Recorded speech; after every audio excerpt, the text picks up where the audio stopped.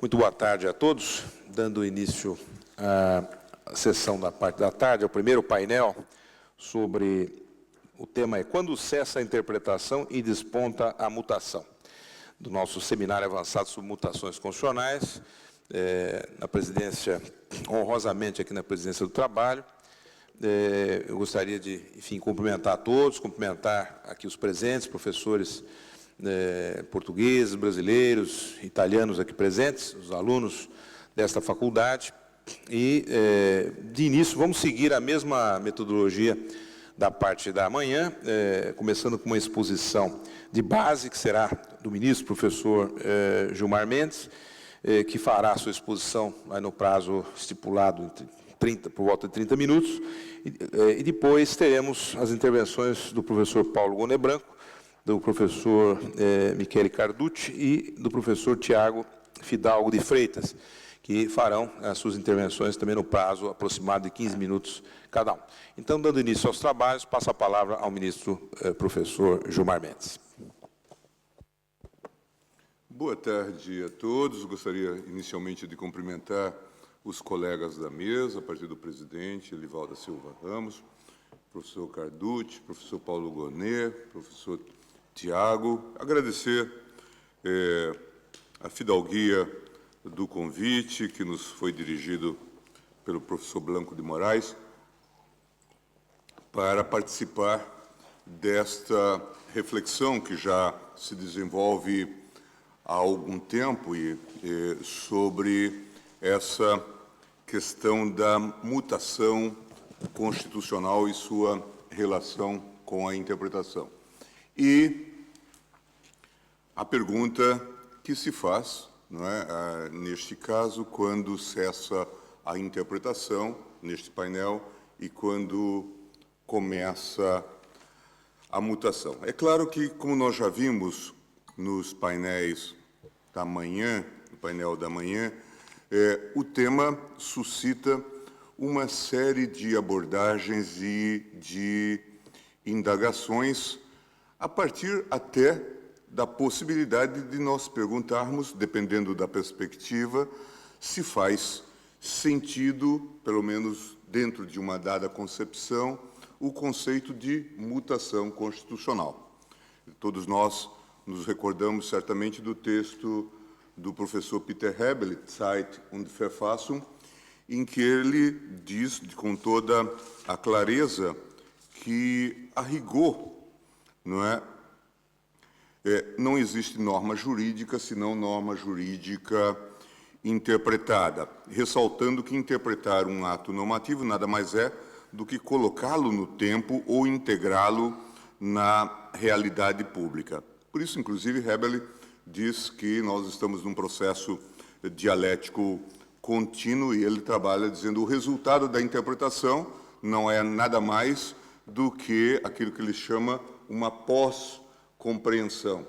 E a pós-compreensão nada mais é do que a pré-compreensão do futuro. Portanto, nós estamos em processo de contínua mudança. E, nesse contexto, claro, ele acaba por dizer que o conceito, que a interpretação constitucional aberta que ele quer adotar, dispensa a ideia de mutação, ou prescinde da ideia de mutação constitucional. Nós sabemos também que Hebel trabalha, isso aparece, por exemplo, no seu texto sobre pluralismo e Constituição, com a ideia de pensamento possibilista, o pensamento de possibilidades, Möglichkeitsdenken, em que ele diz que isto permite que nós extraímos, tendo em vista as situações que se colocam, virtualidades que não estavam reveladas no texto constitucional. Isso também aparece nos estudos do professor Zagrebelski, especialmente no direito dúctil. De qualquer sorte, nós nos acostumamos a utilizar o conceito de mutação constitucional, e para lembrar uma constitucionalista de renome, a professora Ana Cândia Ferraz, que escreveu um clássico do direito brasileiro sobre essa temática, exatamente convencionando que o alargamento de sentido a partir de modelos não convencionais pode se caracterizar uma mudança informal do texto constitucional. E ela, então, faz citação a propósito dessa temática, dizendo: quando há um alargamento do sentido do texto constitucional, aumentando-se-lhe, assim, a abrangência para que passe a alcançar novas realidades, quando se imprime sentido determinado e concreto ao texto constitucional, quando se modifica a interpretação anterior e se lhe imprime novo sentido, atendendo à evolução da realidade constitucional, colocando, portanto, sempre essa questão que apareceu no debate da manhã, da relação entre a norma e a realidade, em que medida os fatos também têm poder de caráter constitutivo ou constituinte. Quando há adaptação do texto constitucional à nova realidade social não prevista no momento da elaboração da Constituição, e quando há adaptação do texto constitucional para atender a exigências do momento da aplicação constitucional, ou quando se preenche por via interpretativa lacunas do texto constitucional. Como nós sabemos, e o estudo da matéria indica isso de maneira muito clara, as chamadas lacunas constitucionais têm propiciado o estímulo para a adaptação ou a criação ou o desenvolvimento de uma interpretação criadora no âmbito do texto ou da normação constitucional. E sabemos que isto foi objeto já da preocupação de vários eminentes teóricos a partir do clássico trabalho de Jelinek, né, que apontava a inevitabilidade de lacunas e a necessidade de que elas, de alguma forma, fossem colmatadas de maneira conforme à Constituição, sem violar o plano que marcou a sua elaboração. Eu fiz um levantamento, tendo em vista esses aspectos, a propósito da nossa experiência, da experiência no Brasil. E detectei alguns casos que gostaria de indicar e compartilhar com os senhores. Talvez o caso mais notório hoje de uma possível lacuna ou disciplina e que tenha tido maior repercussão, em que o tribunal decidiu fazer uma colmatação, foi o caso da fidelidade partidária. Esse é um caso conhecido em que a Constituição não dizia, pelo menos não dizia claramente, que a infidelidade partidária geraria a perda do mandato, ou poderia gerar a perda do mandato. Ao contrário do texto constitucional anterior. Por isso, o tribunal até fixou uma jurisprudência, entendendo que aqui havia um silêncio eloquente. Quer dizer, quando não se tratou, pelo menos por maioria de votos, fixou essa orientação, dizendo não há espaço para sanção, pelo menos, de perda do mandato, uma vez que o Constituinte conscientemente não colocou esta alternativa quando tratou da possibilidade das perdas de mandato. Nós tivemos uma evolução, todavia, muito acidentada no campo político, em que, em um dado momento, se praticou o troca-troca, o transfugismo, como dizem os nossos amigos espanhóis, com muita força. 40, 50 parlamentares trocavam de partidos, isso no plano federal ou mais, e isso também se dava no plano estadual e também no plano municipal. Feitas as eleições, com os rearranjos que se faziam a partir da definição de quem teria a função no Executivo, nós tínhamos, então, um quadro de rearranjo partidário, muitas vezes com promessas de cargos ou, depois vejam os senhores a importância dos fatos aqui, mediante até promessa de pagamento. é o caso do mensalão. Portanto, é nesse contexto que o tribunal faz uma reflexão sobre a sua antiga jurisprudência, jurisprudência de 89, de 90, em que houve votos vencidos. Há até um voto muito curioso, neste caso, do ministro Rezec, em que ele diz, eu estou me filiando à corrente majoritária. Todavia, eu sei que eu vou me arrepender, porque o quadro, de fato, é preocupante. Haverá certamente momentos para uma revisão dessa jurisprudência.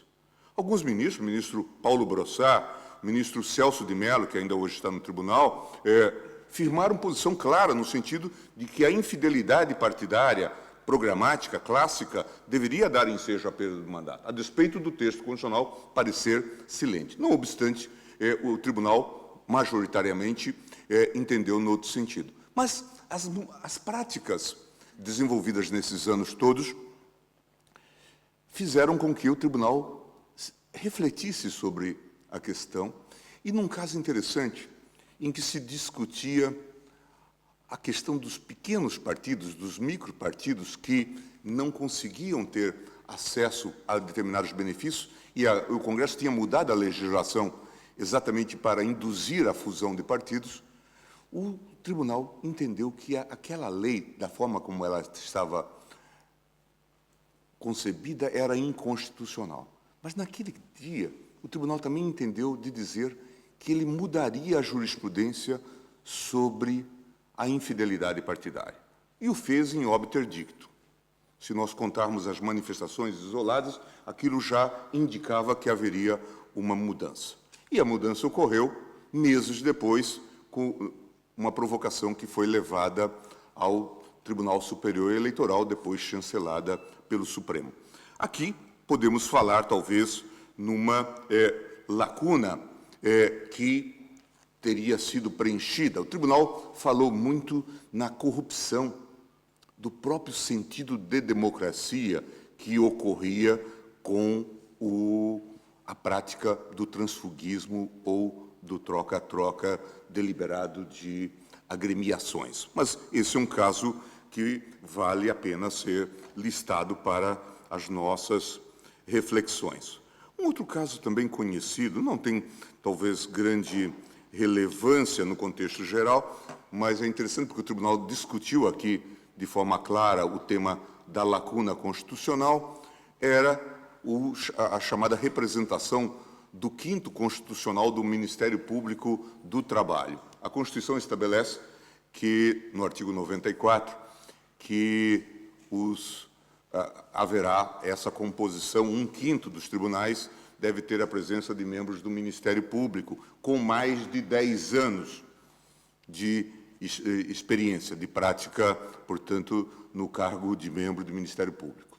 Como se criaram muitos tribunais do trabalho, chegou um momento que se verificou que não havia servidores, membros do Ministério Público, que preenchessem esses requisitos. O que fez a Procuradoria-Geral da República? Reuniu o Conselho e concebeu uma regra que estabelecia que, não havendo membros com 10 anos, que eles poderiam indicar membros já vitaliciados, mas que não preenchessem aquele requisito. Houve uma ação direta no Supremo Tribunal Federal e o Supremo Tribunal Federal julgou inconstitucional essa norma do Ministério Público. Só que isso acarretava a nulidade das designações de dezenas de juízes, alguns já tinham chegado até à presidência dos seus respectivos tribunais. Houve, então, embargos infringentes, à época em que isso era permitido no regimento interno. Os mesmos embargos infringentes que foram muito discutidos no mensalão. E eu fui relator desses embargos infringentes. E acolhi-os, e o tribunal acabou seguindo esse entendimento, e aqui nós enfatizamos muito a ideia, tanto do pensamento do possível, como a ideia da lacuna constitucional verificada, dizendo que isso foi uma falha no plano do Constituinte, que se o Constituinte tivesse sabido que ocorreria essa falta de membros com mais de 10 anos, certamente teria adotado também a norma supletiva agora feita pelo Ministério Público. Isso invocou aqui, inclusive, o debate que se travou na Bélgica, isso aparece na obra de Perelman, sobre lógica jurídica, em que ele diz que, em algum momento, teve-se que tomar uma decisão, isso na guerra, na Primeira Guerra, porque o rei é que legislava, estava no ave, não tinha condições, embora a norma constitucional não previsse. E ele diz, o texto previa normas e estabelecia condições para as situações normais, mas quando as situações são anormais, é preciso que haja algum tipo de resposta. Um outro caso de lacuna, para rapidamente colocar nesse contexto, a mim me parece o caso da reedição de medidas provisórias. Todos nós sabemos, isto, claro, já foi objeto de reforma, mas o nosso texto inicial não previa, pelo menos na literalidade, a possibilidade de reedição. Previa o prazo de 30 dias para que houvesse uma decisão do Congresso Nacional e depois dizia-se que perderia a eficácia, com efeito retrooperante, seguindo um pouco a linha do decreto-lege italiano. Mas aí se colocou a questão. O Congresso não conseguia deliberar em 30 dias e a Consultoria Geral da República, então, elaborou um estudo dizendo que, nesse caso, e seguindo, então, a antiga jurisprudência da Corte Constitucional Italiana, que era passível de reedição e, de certa forma, isto regulou o Brasil, a parte da ordem econômica, dos planos econômicos, por vários anos, até que veio, mais recentemente, a Emenda 32, e que disciplinou a matéria de forma mais definitiva. Outro tema que tem provocado bastante polêmica, e foi objeto até de consideração na fala hoje do professor Blanco de Moraes, nesse contexto, diz com a união homoafetiva. E aqui, certamente, nós temos abordagens as mais diversas, não é? A mim me parece que houve leituras diferentes. Por exemplo, o ministro Aires Brito chegou a dizer que onde se lia no texto constitucional homem e mulher, que se lesse pessoas humanas, portanto, que se compreendesse de maneira ampla. Outros, como eu, preferiram tratar do tema com base numa norma que consta do texto constitucional, do artigo 5º, que diz que o poder público tem o dever de empreender medidas que combatam a discriminação. Então, entendi que, com apoio talvez do ministro Peluso, mas os fundamentos são muito dispersos aqui, que nós poderíamos determinar que se aplicasse provisoriamente a legislação sobre união homoafetiva, tendo em vista este dever de proteção. Mas este é um caso que merece análise e nós precisamos, de fato, aprofundar essa reflexão. Apenas enuncio que este é um caso que talvez nós pudéssemos colocar no plano das possíveis lacunas que exigiam um posicionamento por parte do tribunal.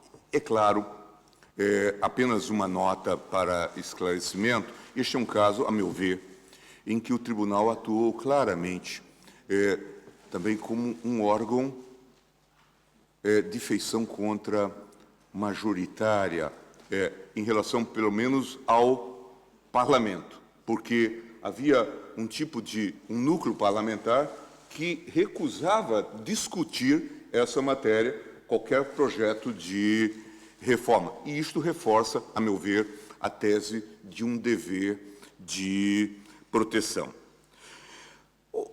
Outro fundamento para aquilo que nós estamos chamando de mutação constitucional, ao meu ver, pode se enquadrar naqueles casos de mudança no contexto normativo mais amplo, ainda que subsistam determinados institutos.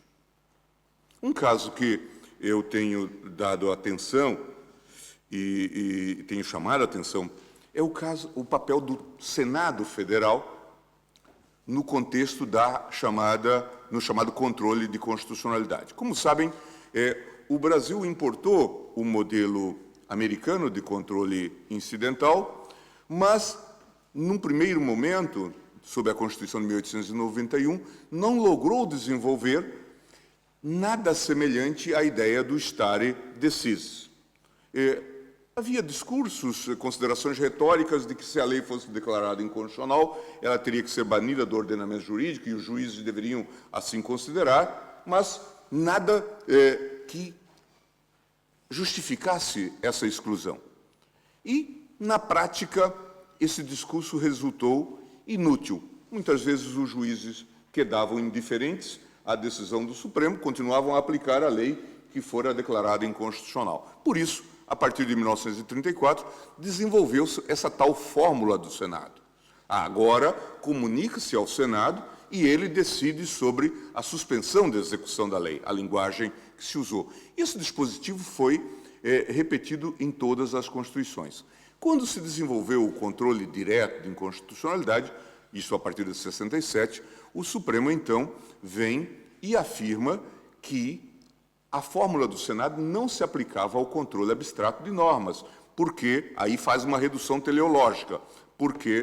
Porque a norma não comportava essa abrangência, dizia ele. O processo de controle abstrato, no processo de controle abstrato, a decisão já tem força autônoma per se, eficácia erga omnes. Agora vem a Constituição de 88, que generaliza os modelos de ações diretas. Ação direta de inconstitucionalidade, ação direta por omissão, depois veio a ADPF.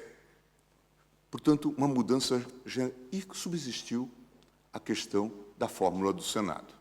Hoje, também o Senado não devota grande atenção a essa atividade. Por outro lado, o Supremo também não presta atenção se o Senado decidiu ou não decidiu pela suspensão, porque no dia que ele declara inconstitucional, ele passa a aplicar essa orientação de maneira generalizada. Então, eu tenho sustentado que este é um caso clássico, a meu ver, de mutação constitucional, tendo em vista a mudança do contexto normativo. Mas afirmar isto já provoca polêmica, porque dizem estão suprimindo uma competência do Senado, ou estão adotando uma interpretação abrogante.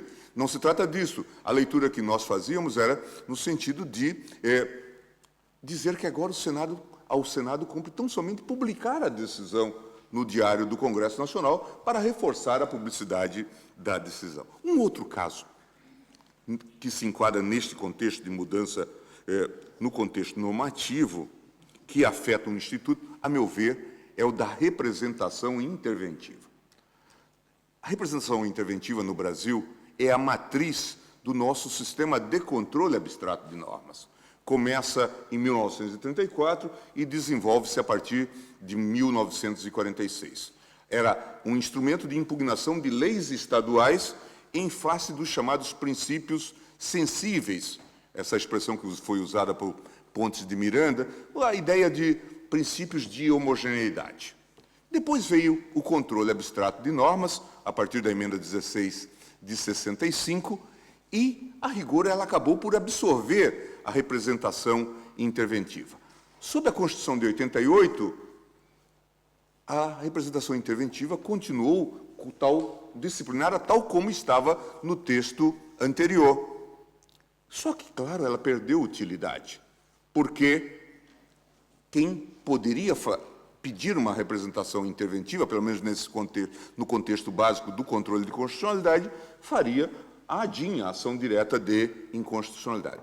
Eis que ocorre um fato curioso. Nos anos 90, um grupo de malfeitores operava lá no norte do Mato Grosso, meu estado, e foi surpreendido pela polícia.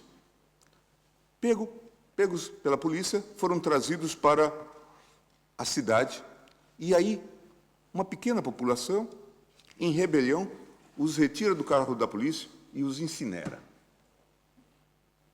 Caso de linchamento clássico. Não havia ninguém para socorrê-los, mas apareceu um cinegrafista amador. Gravou as cenas e mandou para uma televisão de rede nacional. Aquilo chocou, e o procurador-geral faz uma representação interventiva.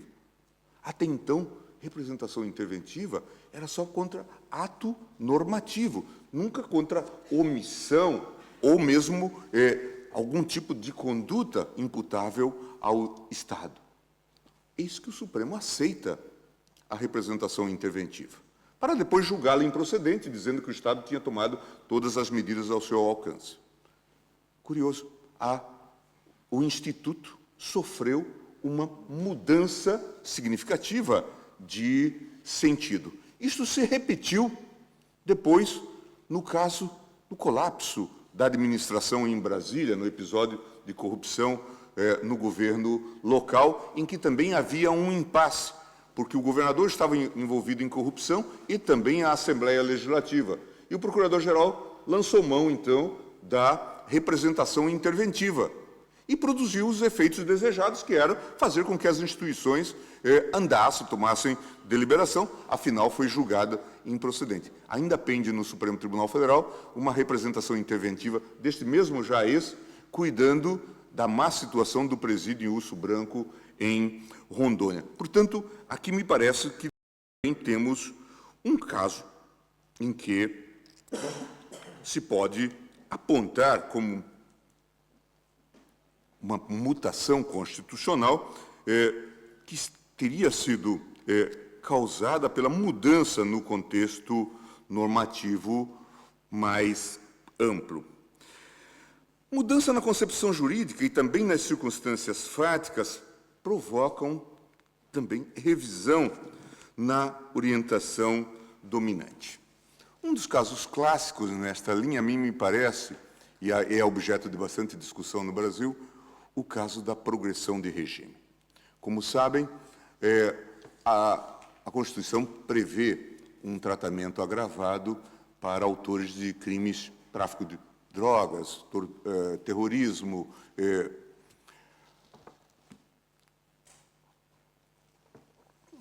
discriminação racial e autores de crimes assim chamados graves, hediondos.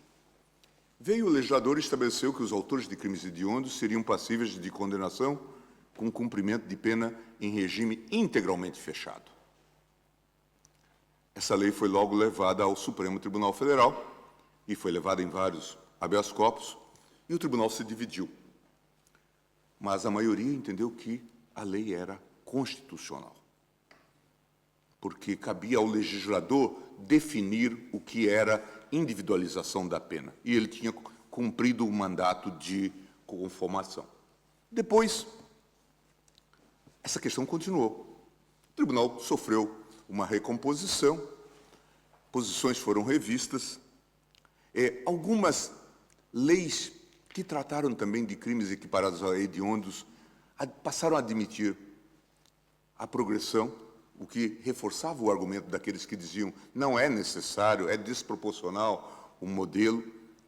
O fato é que, passados alguns anos, 12 anos, creio que da decisão originária, o tribunal reviu a sua jurisprudência e entendeu que no conceito de individualização da pena, nesse âmbito de proteção, estava a ideia de progressão, que o legislador não poderia eliminar a progressão, poderia até dar-lhe uma outra conformação. Para crimes com maior gravidade, poderia adotar uma conformação diversa. Fez-se, portanto, uma revisão. Também me parece que um outro caso nesta linha de mudança de concepção jurídica está associado à chamada prisão do depositário infiel. Aqui, o debate se colocava em face do Pacto de São José e o significado dos tratados internacionais de direitos humanos no âmbito do ordenamento constitucional brasileiro. Inicialmente, o tribunal disse que o alcance desta norma era o mesmo de qualquer tratado. Portanto, não havia diferença, a não ser a menção no texto constitucional. Houve divergência no tribunal, mas a posição majoritária foi neste sentido. E a prisão civil do depositário infiel no Brasil tem um significado importante, porque ela é utilizada não apenas nas situações de contratos de depósito, mas também nos casos da chamada alienação fiduciária em garantia, as vendas à prestação de bens duráveis, em que o comprador, devedor, é colocado na condição de depositário. E se o bem desaparece, então ele se caracteriza como um depositário infiel. E por isso, então, era uma prática muito utilizada, a prática da prisão por conta da infidelidade no depósito. Esse debate se renovou e já agora, em 2007, 2008, o tribunal fez uma revisão e entendeu, tal como preconizara para Sepúlveda Pertence, que já se aposentaram, ministro da Corte, que os tratados internacionais adentram a ordem jurídica, os tratados internacionais de direitos humanos adentram a ordem jurídica, pelo menos com força de direito supralegal. Com isto, alterou-se a concepção então vigente e mudou-se por completo esse quadro, que durou mais de 15 anos, salvo engano, o entendimento que havia sobre o chamado depositário infiel. Por último, nesse contexto de mudança na concepção jurídica e nas circunstâncias fáticas que levam a uma mudança de interpretação, eu volto ao caso que mencionei ontem, da assistência social. A lei veio estabelecer que o critério de pobreza para deficientes e idosos deveria ser aquele em que as pessoas da família não tivessem uma renda per capita superior a 1/4 do salário mínimo. Isso foi muito discutido e houve muita discussão por parte dos juízes, que passaram muitas vezes a reconhecer a pobreza a despeito da cláusula legal. O tribunal, num primeiro momento, declarou a constitucionalidade dessa norma, por maioria de votos. Mas surgiram muitas mudanças nas concepções quanto à linha de pobreza, a partir das várias bolsas que se instituíram no Brasil, Bolsa Família, estímulos vários que foram dados ao combate à pobreza. A ponto de alguns juízes terem feito a seguinte leitura: a esta altura já não é mais 1/4 do salário mínimo o critério governamental, mas é meio salário mínimo. Há uma mudança na própria concepção geral. Por último, vem o Estatuto do Idoso e diz que se um idoso recebesse, alguém caracterizado como idoso, recebesse um benefício da assistência social, isto não impedia que o outro componente do casal também o recebesse. O que levou, então, a uma discussão no campo da chamada exclusão de benefício incompatível com o princípio da igualdade, porque alguns diziam: bom, mas e se ele recebe um salário mínimo porque pagou a Previdência Social, se aposentou pela Previdência Social? Ele também não faz jus ao benefício? O fato é que o tribunal teve que decidir essa matéria e acabou por declarar a inconstitucionalidade tanto da norma de 1/4 do salário mínimo quanto da norma do Estatuto do Idoso. Aqui me parece que é um caso em que mudança, talvez, em parte na concepção jurídica e, certamente, no quadro fático mais complexo, essas mudanças teriam levado à mudança de orientação do tribunal a propósito dessa temática. Como eu disse no início da minha exposição, não é muito fácil responder a essa pergunta: quando encerra a interpretação e quando começa a mutação constitucional. É claro que se nós convencionarmos que há um sentido consensualmente aceito e válido e que, passados anos, essa orientação há de ser mudada, como em alguns casos que aqui eu indiquei, certamente nós podemos, creio que licitamente, validamente, falar que estamos diante de um caso de interpretação constitucional que podemos qualificar, uma interpretação constitucional qualificada que podemos qualificar, de fato, como mutação. Eu preferi, na minha exposição, tentar sistematizar fatores que seriam, de alguma forma,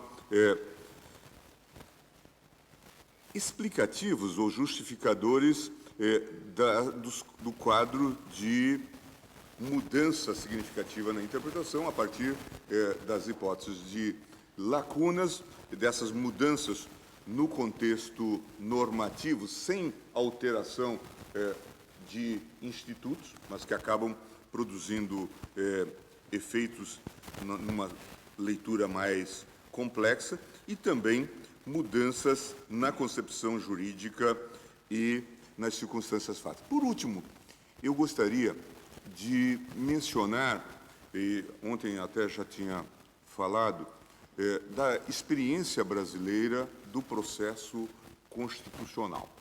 Eu lhes disse ontem que, a rigor, nós fizemos, no Brasil, uma autêntica revolução no que concerne ao processo constitucional. E isto, basicamente, a partir de impulsos legislativos. Inicialmente, a Lei 9868, que trata da ADIM, da ADC, e depois, agora, da ação direta por omissão.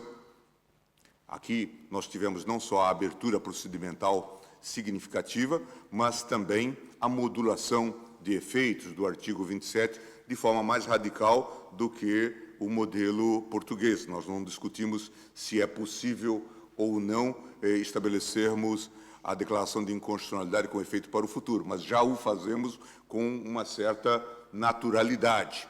Portanto, e isto, obviamente, não estava no nosso plano inicial. Nós declamávamos a retórica da nulidade da lei inconstitucional. Não obstante, aqui ocorreu uma mudança significativa. E me parece que é uma mudança importante, mas condizente com o sistema concentrado, fortemente concentrado, que se adotou a partir da Constituição de 88. Eu diria, portanto, é uma mudança importante, mas que não destoa do plano constitucional elaborado pelo Constituinte de 88. Um outro tópico importante nesta linha, me parece, e digno de menção, é a construção que se fez em torno da chamada arguição de descumprimento de preceito fundamental. Isso estava no texto constitucional, mencionado como tal. A arguição de descumprimento de preceito fundamental será regulada por lei, processada e julgada pelo Supremo. Nada mais disso. Zé Afonso chegou a escrever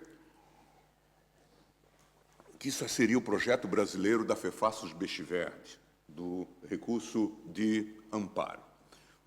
Mas isso seria, no mínimo, uma superfetação, porque, sabem, no Brasil nós já temos o recurso extraordinário, que cumpre, em parte, talvez, até de maneira mais ampla, com uma das funções do recurso de amparo ou do recurso constitucional, da Fefassos Beciverde.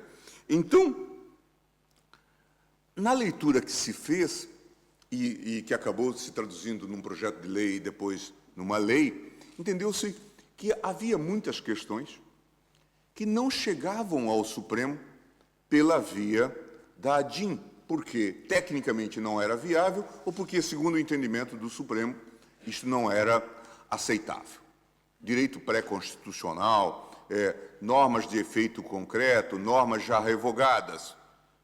E entendeu-se, talvez a ADPF sirva para isso. E se deu, então, esse formato. O projeto de lei foi aprovado e se reforçou o modelo de perfil concentrado, permitindo que, via ADPF, questões que não chegavam ao Supremo pela via do sistema concentrado, que talvez depois de muito tempo pudessem chegar pela via do sistema difuso, passassem agora a chegar a ele graças a essa construção. Talvez nós pudéssemos também aqui, criticamente, refletir sobre esta mudança, tendo em vista essa perspectiva. Acredito que, com isso, pelo menos fizemos um inventário de algumas questões relevantes que se colocam na jurisprudência e que revelam uma alteração significativa do sentido convencionado ou convencional inicialmente atribuído a determinadas normas e talvez nós possamos dizer que esses casos pudessem ser enquadrados, refletidos criticamente sob a epígrafe da omissão. Eu ainda poderia falar numa questão que é bastante sensível para todos nós e que provoca muitas divergências, que é o chamado a disciplina sobre o poder regulamentar. O discurso formal nosso é de que só existe no Brasil o regulamento de execução. Pelo menos essa é a doutrina mais convencional. Outros aceitam, e isso vem já da Constituição de 1891, a ideia de um regulamento autorizado, embora ele não tenha abrigo no texto constitucional. Mas, na prática, se nós formos olhar, temos hoje no Brasil um significativo uso de um chamado regulamento delegado, em que a lei transfere ao Executivo, ou às vezes até a órgãos menores do Executivo, o poder de regular ou disciplinar determinadas matérias. Isso se agravou ainda mais, ou essa prática se agravou ainda mais, no contexto da criação das agências reguladoras, muitas delas sem qualquer previsão legal. Não obstante, elas acabam tendo um poder regulamentar fortemente assimilável ao chamado poder autônomo. Esse é um espaço que nós temos que visitar criticamente nesse contexto das omissões. Eu sei que eu não respondi à questão que foi colocada, porque, de fato, eu não sei respondê-la. A ideia de que quando começa ou quando cessa a interpretação e começa a mutação, eu vou me confortar com Hebel dizendo, a rigor, não é? Nesse contexto, nós estamos ainda diante de uma interpretação. Obrigado.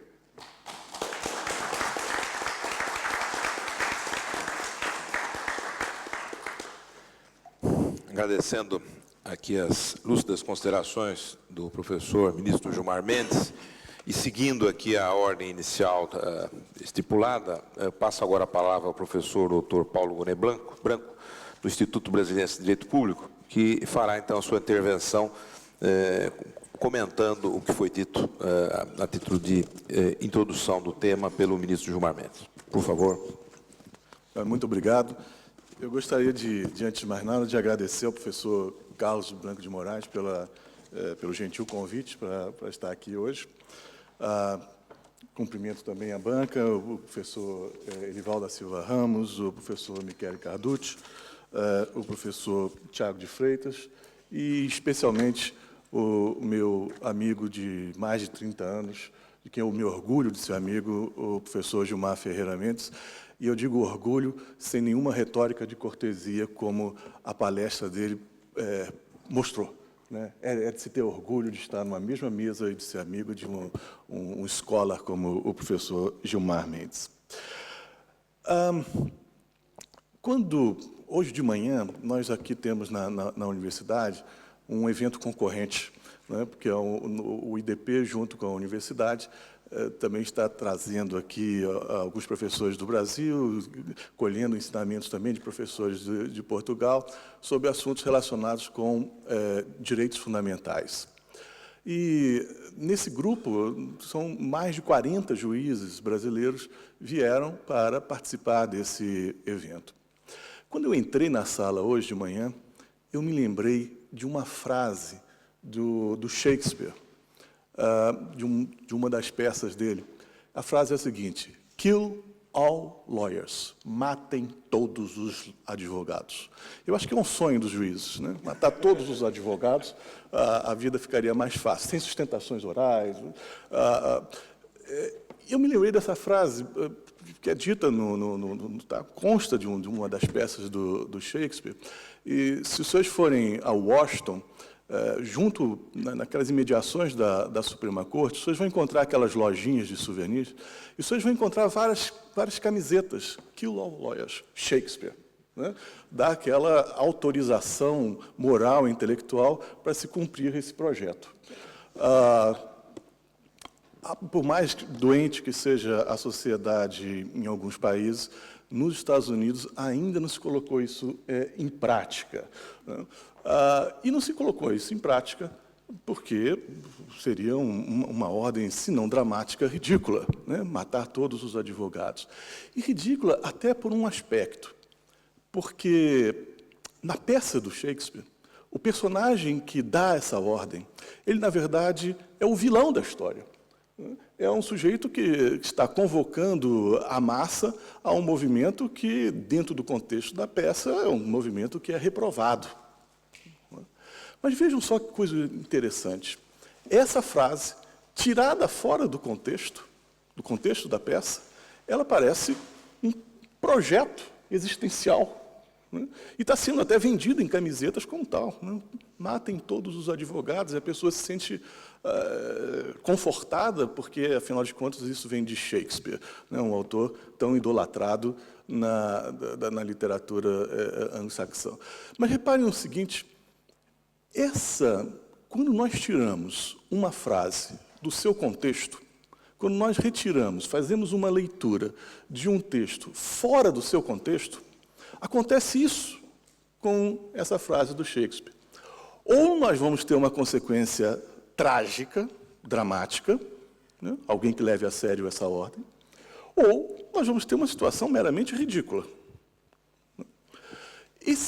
Isso, para mim, talvez seja um indicador do que nós estamos tratando aqui nesse momento, do fenômeno da mutação constitucional. Isso pode ser ligado ao fenômeno da mutação constitucional.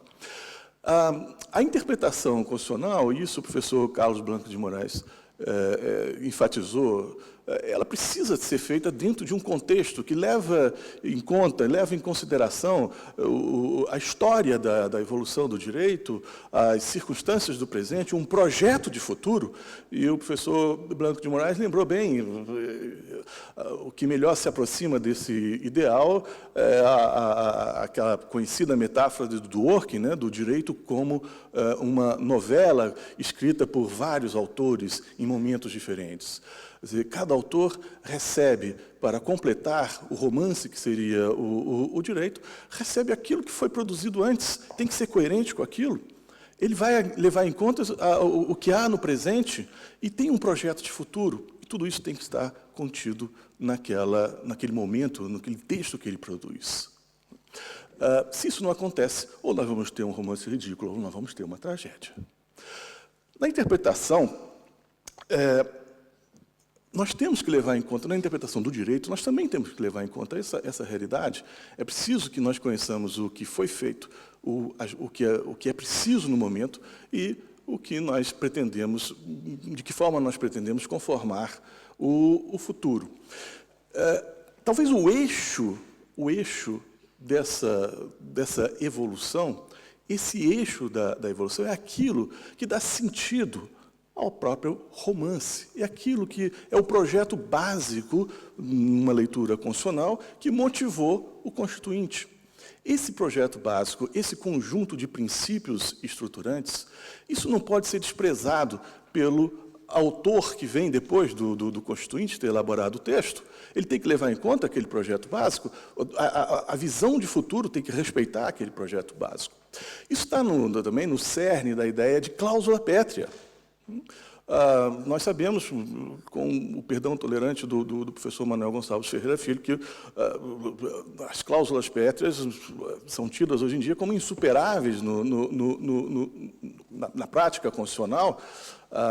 E o que são essas cláusulas pétreas? São proibições para que aquele núcleo essencial do projeto do poder constituinte originário seja preservado, para que a identidade da Constituição não seja adulterada. Isso são as cláusulas pétreas. Então, respeitar a linha do romance em cadeia é não deturpar aquele projeto básico do poder constituinte originário. Portanto, é ser coerente com o passado e também ver o futuro à vista das limitações de opções feitas anteriormente, com as quais nós ainda concordamos. Muito bem.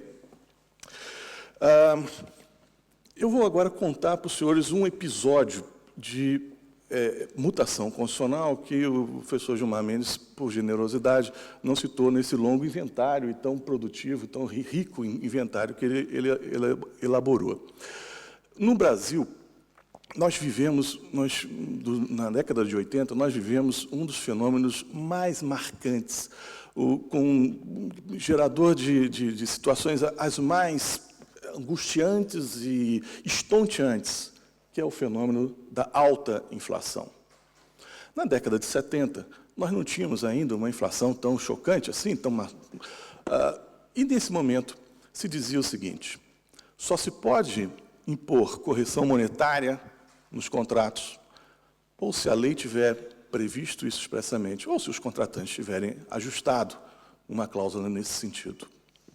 Então, o princípio da legalidade impedia que se pudesse cobrar uma atualização monetária de uma prestação se essa atualização não tivesse sido prevista ou em lei ou então pelos próprios contratantes. Nos meados dos anos 80, em torno de 1984, a inflação já começou a ganhar um vulto assustador. Chegava-se a 30%, 40% ao ano de inflação. E se reparou o seguinte: as dívidas que a administração tinha para com os seus servidores e mesmo para com os administrados, a administração procurava postergar ao máximo o pagamento do que devia. Por quê? Porque ela ia pagar nominalmente uma mesma quantia que não correspondia mais em valor de compra àquilo que era o equivalente no instante em que a dívida surgiu. Essa questão chega ao Supremo, e o Supremo faz, então, uma mudança na sua interpretação. Ele diz que o princípio da legalidade não impede que as dívidas de valor sejam corrigidas monetariamente, enquanto que as dívidas de dinheiro, essas sim, estariam submetidas aí ao princípio da legalidade, ou da reserva de lei, como quiserem. Vejam só que já houve aqui uma modificação. Agora já se faz uma distinção. Se a dívida é de valor, a atualização prescinde de lei ou de previsão contratual.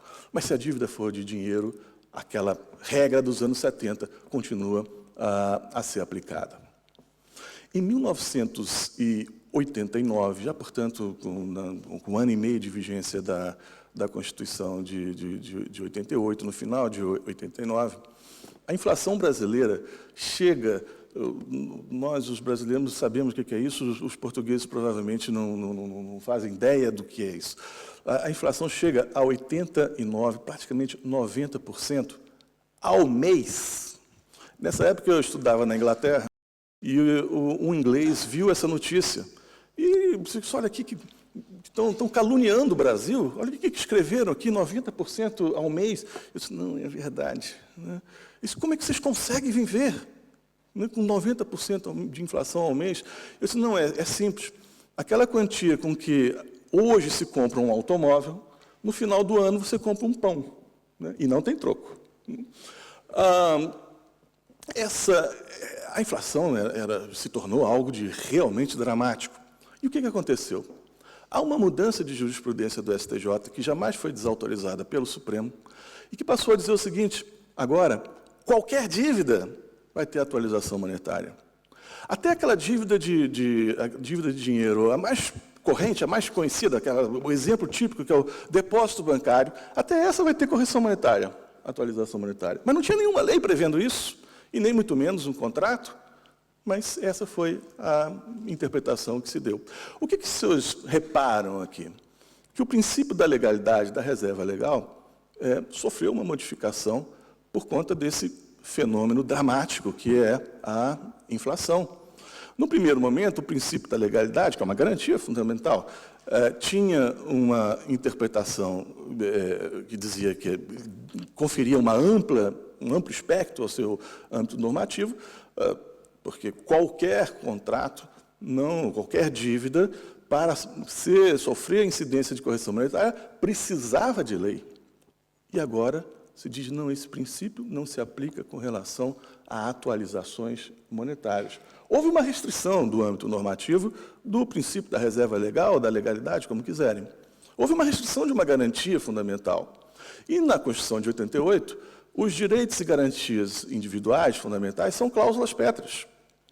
Se uma emenda viesse a dizer o seguinte, o princípio da legalidade não se aplica com relação à correção monetária, provavelmente alguém diria, está aqui uma emenda que fere uma cláusula pétrea. Mas o que aconteceu? A jurisprudência dos tribunais disse a mesma coisa, e ninguém duvidou de que aquilo deveria acontecer. Houve uma restrição do âmbito normativo do princípio da legalidade, da reserva de lei, e se aceitou, e se impôs essa prática. Veja o seguinte, nós tivemos aqui, portanto, para os portugueses, a doutrina que domina no Brasil é de que a cláusula pétrea impede uma emenda que venha a restringir o âmbito normativo de uma garantia fundamental. Bom, aqui nós tivemos, então, um fenômeno que eu acho que é o máximo em termos de mutação constitucional. Vejam, houve uma restrição de uma garantia fundamental, coisa que não se admitiria sequer por uma emenda, por meio de atuação do judiciário, a partir da força dos fatos, de uma realidade de uma inflação de 90% ao mês. O que nós podemos extrair daí? É que eu extraio uma ilação a título de tentar, se o ministro Gilmar Mendes tem dúvidas, eu muito mais, né, sobre como responder essa pergunta. Mas talvez a gente tenha um indicador nesse episódio para responder à pergunta desse painel. A pergunta é quando que uma interpretação cessa e desponta a mutação? Esse exemplo do princípio da legalidade talvez possa nos indicar que um determinado marco para esse momento em que a interpretação, com os seus limites, ela cessa e surge um fenômeno diferente, o da mutação constitucional. Um fenômeno que vai estar muito mais ligado, como o professor Blanco de Moraes lembrou, a uma busca de legitimidade pelo fato, mais do que por uma legitimidade pelo direito. Mas que fenômeno, que marco seria esse que transformaria, que transporia o domínio da mera interpretação dentro de todas as suas limitações jurídicas para a mutação? Parece que é o da necessidade peremptória. Diante de uma necessidade peremptória, os limites da interpretação, muitas vezes, são rompidos. E a necessidade peremptória impõe uma nova leitura, mesmo que não seja aquela recomendada pelo que o domínio normal da vida, o campo normal da vida sugeriria. Talvez até, diante do...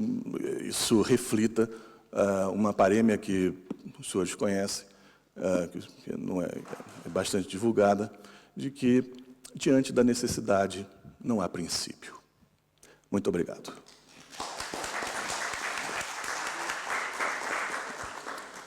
Agradeço também as considerações do professor Paulo Gonet Branco e passo, na sequência, a palavra ao professor Michele Carducci, da Universidade de Salento, que fará, então, agora a sua intervenção. Por favor, professor.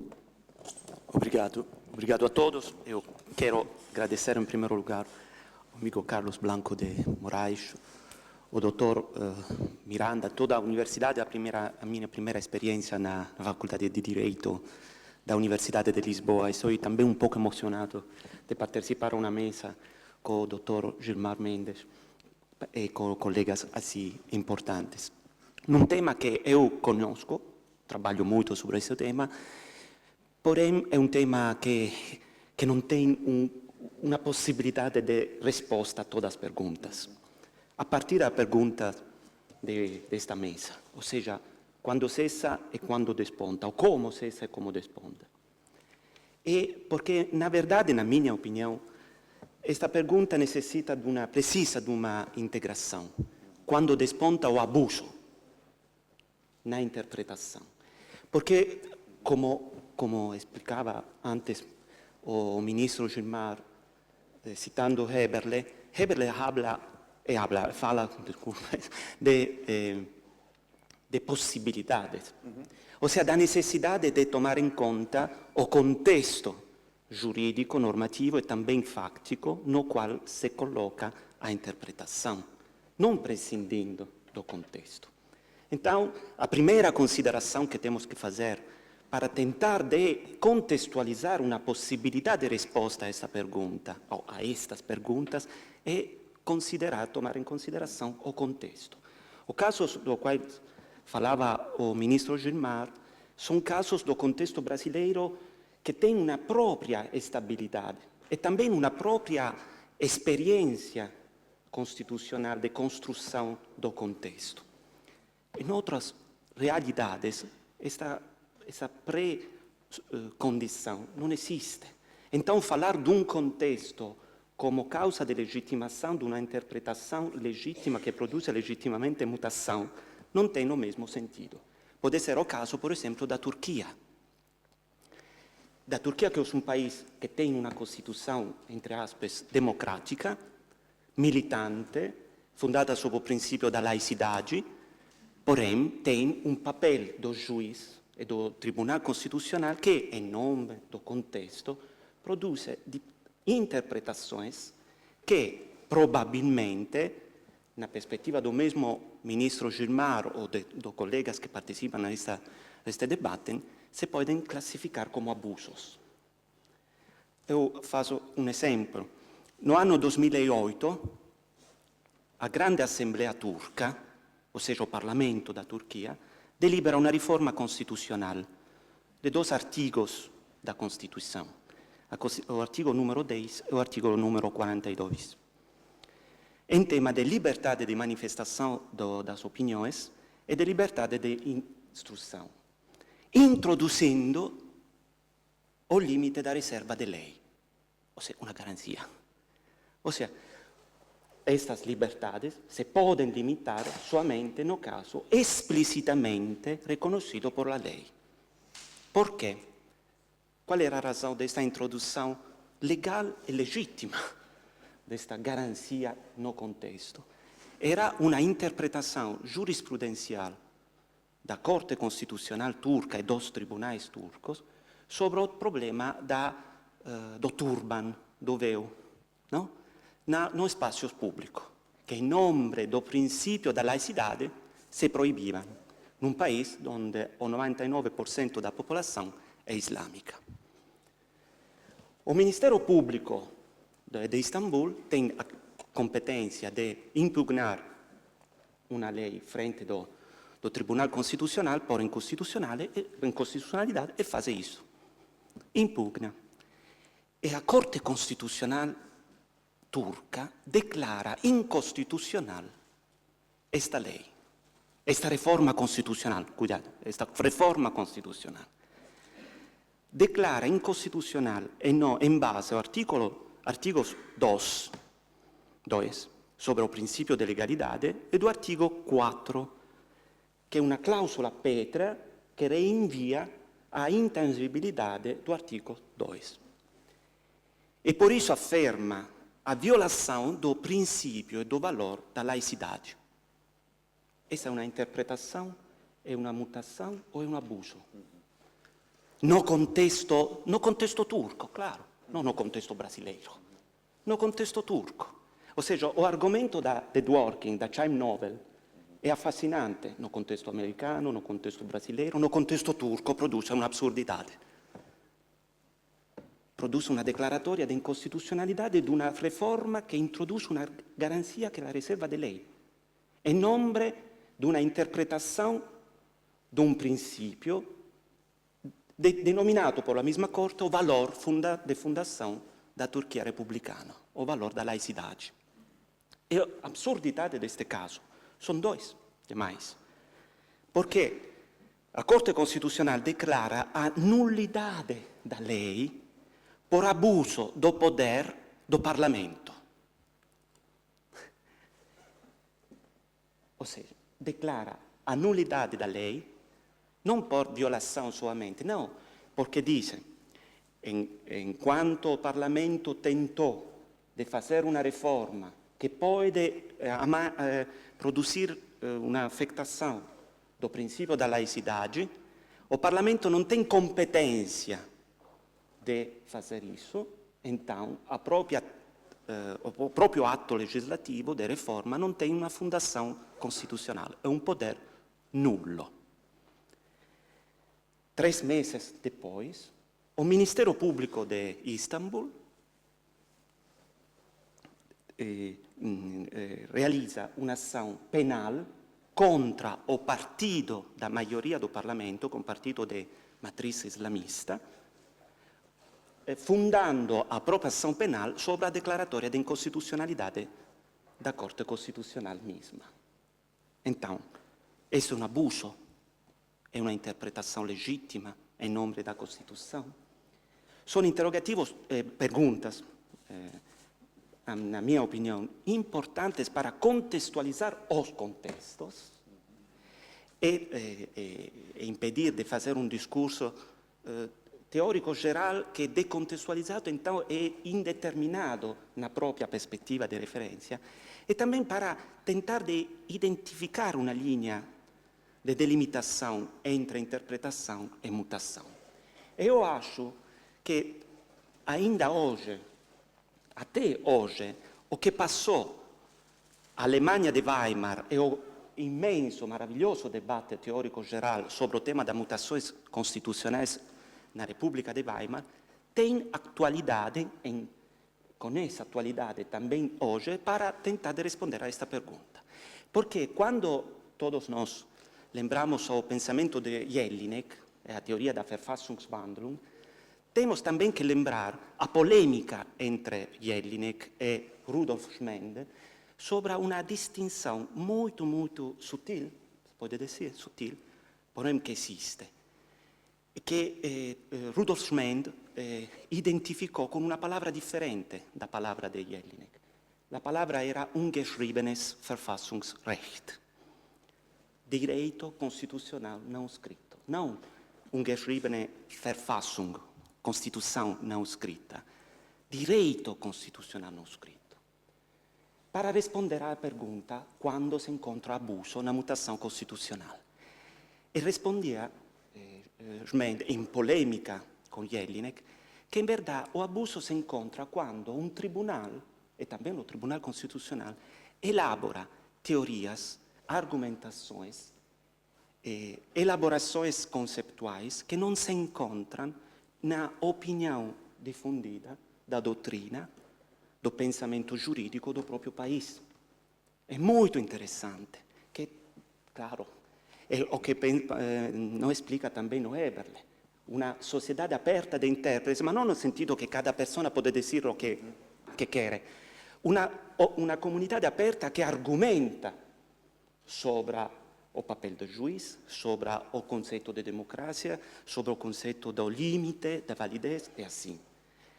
Se explica nesta forma o caso da Turquia, porque na Turquia esta sociedade aperta não existe. No sentido que não se pode poner em discussão o papel da laicidade numa perspectiva diferente daquilo que pensa o Tribunal Constitucional como custode, intérprete da laicidade turca. Então, quando vamos a falar sobre um limite ou um confine entre interpretação, mutação e abuso, pode ser que temos que tomar em consideração o papel desta sociedade aberta com referência à doutrina, a todos os formantes jurídicos que construem um sistema constitucional. É muito interessante o que explicou o ministro Gilmar, porque há lacunas, há contextos jurídicos que cambiam, há um contexto que produz argumentação.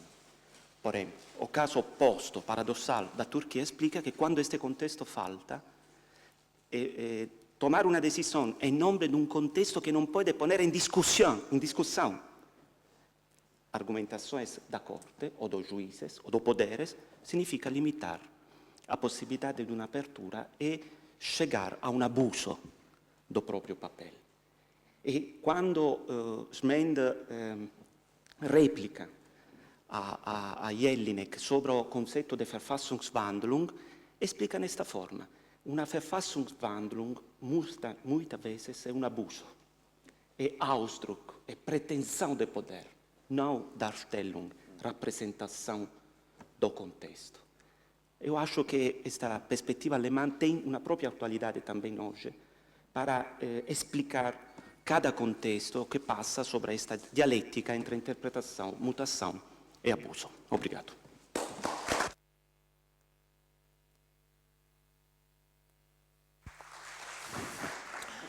Agradeço ao professor Michele Carducci por essa sintética, porém aguda intervenção.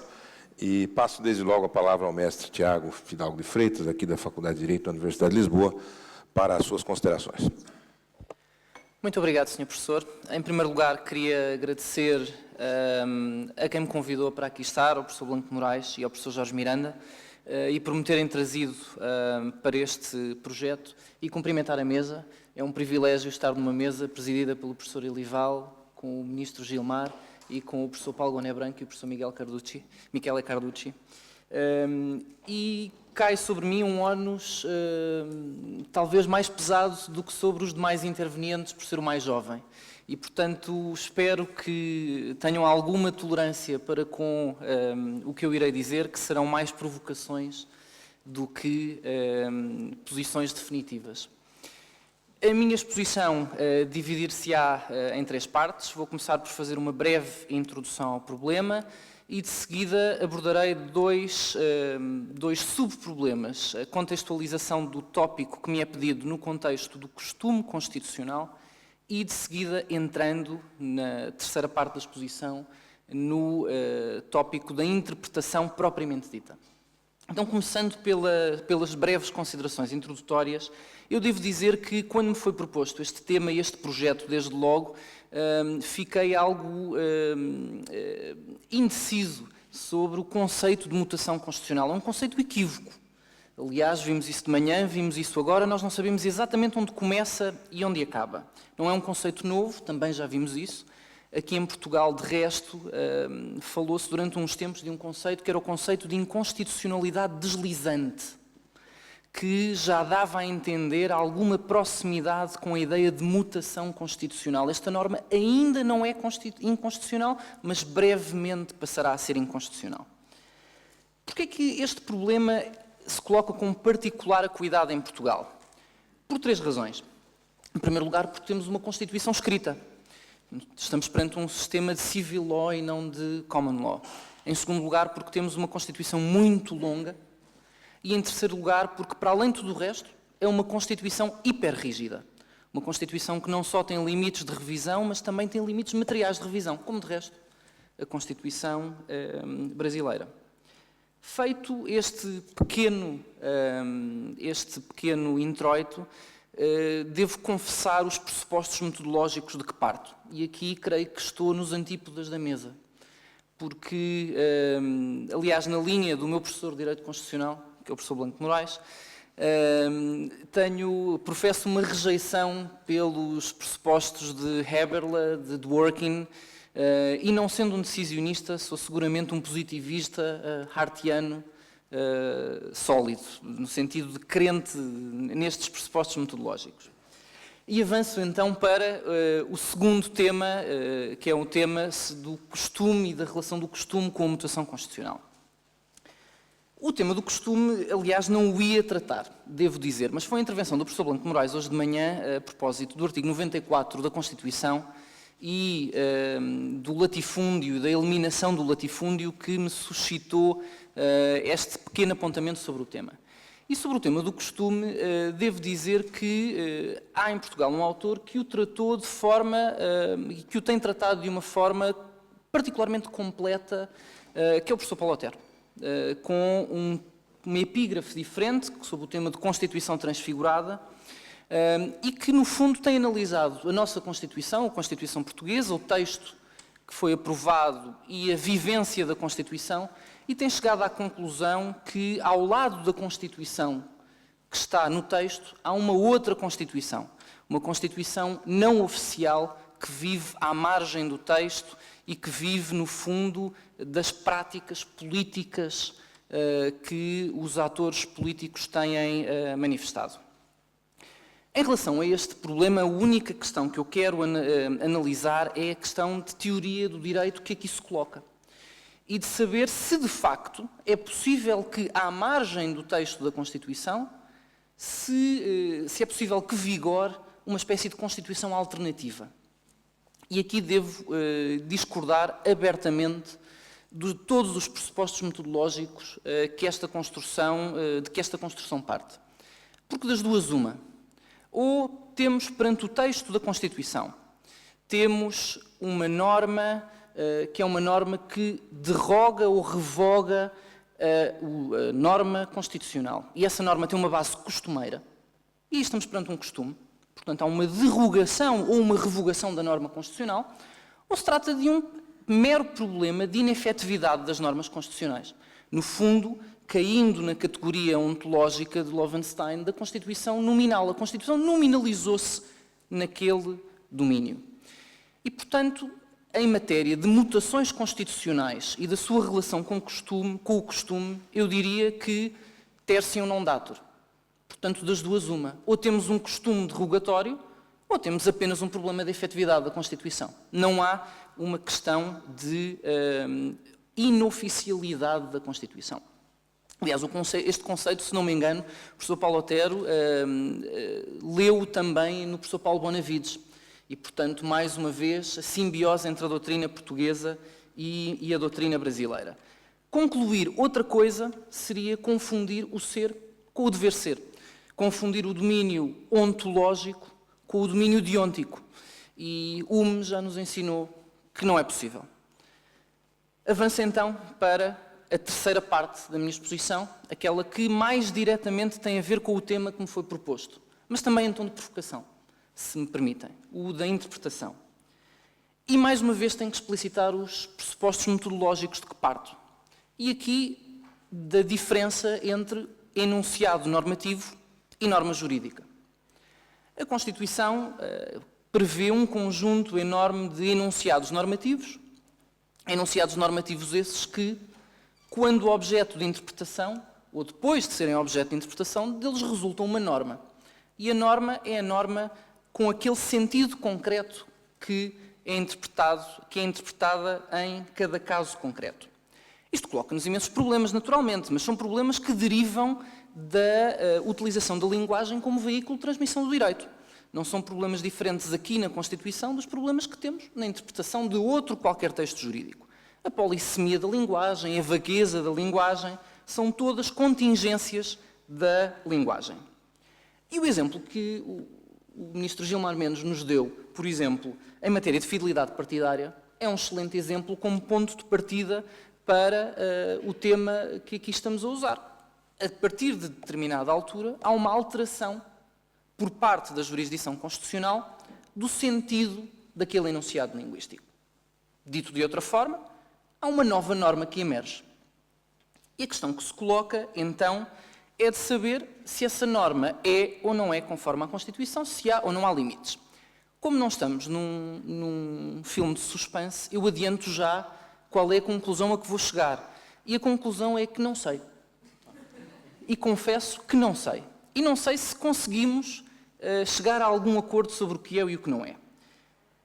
A minha exposição a partir daqui, dentro deste tema, dividir-se-á mais uma vez numa bifurcação. Primeiro, analisando quais é que são exemplos de mutações constitucionais ou de interpretações que ainda cabem no enunciado linguístico e exemplos de mutações constitucionais que já não cabem no enunciado linguístico. E começando pelo primeiro, vou dividir e dar 3 exemplos também.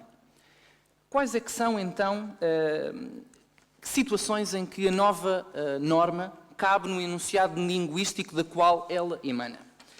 Em primeiro lugar, um exemplo de uma nova realidade.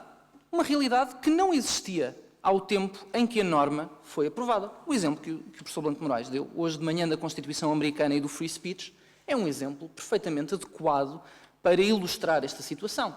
A internet não existia quando a emenda à Constituição Americana foi aprovada e considera-se que cabe no enunciado linguístico e, portanto, a norma de liberdade de expressão abarca também a liberdade de expressão na internet.